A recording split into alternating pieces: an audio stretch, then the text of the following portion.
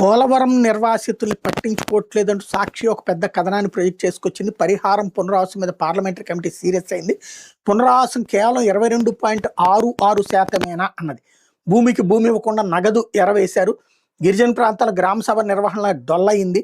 కాలనీల్లో సౌకర్యాలు లేకుండా నిర్వాసితులు గెంటేశారు అంటూ లోక్సభలో నివేదిక సమర్పించింది గ్రామీణాభివృద్ధి పార్లమెంటరీ స్టాండింగ్ కమిటీ. ఈనాడు జ్యోతి టచ్ చేయలేదు, సాక్షి రాసుకొచ్చింది.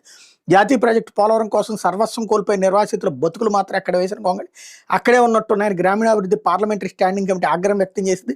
నిర్వాసితులకు న్యాయం చేయడం లేదని కమిటీ లోక్సభకు సమర్పించిన 24వ నివేదికలో తీవ్రస్థాయిలో మండిపడింది. గిరిజనులకు చట్ట ప్రకారం దక్కాల్సిన భూమికి భూమి హక్కును కాలరాస్తున్నారని, పునరావాస ప్యాకేజ్ R&R అమల్లో తీవ్రమైన లోపాలున్నాయని చెప్పింది.